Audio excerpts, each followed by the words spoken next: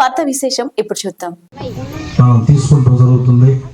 రోడ్ల విషయం అయితేనేమి డ్రైనేజ్ పోయే రోజుల్లో ఒకసారి వాటి పరిస్థితి చూసి వాటిని కూడా కంప్లీట్ చేపిద్దామండి.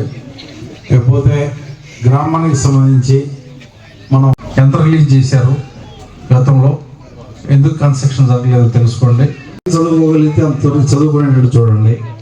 అట్లనే గ్రామాల్లో పోలీస్ డిపార్ట్మెంట్, ప్రతి గ్రామంలో చదువుకునే పిల్లలందరికీ కూడా నేను చెప్పేది ఏంటంటే వాళ్ళని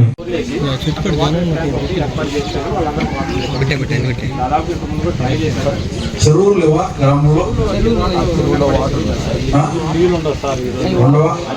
ముందు ఈ సంవత్సరం చెరువు బాగు చేయండి. రేపు వర్షాకాలంలో నీళ్లు పెట్టే మార్గం చూడండి. ఆ మంచినీళ్ళకి ఉంచి వాటర్ ట్యాంక్ కూడా కన్స్ట్రక్షన్ చేసి ఫిల్టర్ బెడ్ ఏర్పాటు చేయండి. జల్ జీవన్ మిషన్ వర్క్స్ రాలేదా ఈ గ్రామానికి? కూడా వచ్చింది సార్. ఒక ట్యాంక్ కూడా పెట్టేసి అక్కడ సింగిల్ ట్యాంక్ తీసుకొచ్చాం సార్. 18వ తారీఖు 72 లక్షలు ప్రపోజల్ పెట్టమన్నారు సార్. అది రాగానే వాళ్ళకి వాటర్ సౌకర్యం ఏర్పాటు చేయాల్సిన బాధ్యత మనదండి. మనం సమ్మర్ వస్తుందంటే వాటర్ ఎట్లా అయింది అనేది మనం చూసుకోవాలి.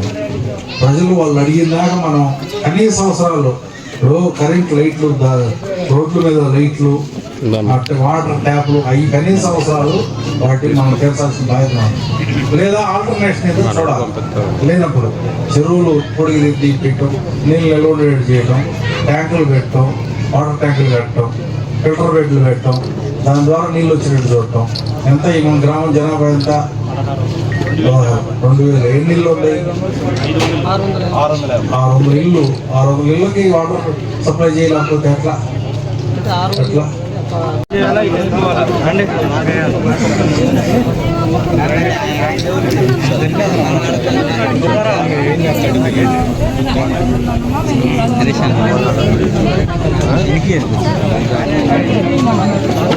వెనక అనుకోండి.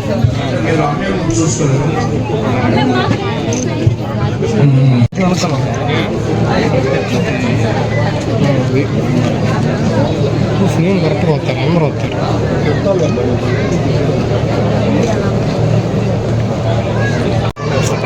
అన్నా కొంచెం అమ్మాయి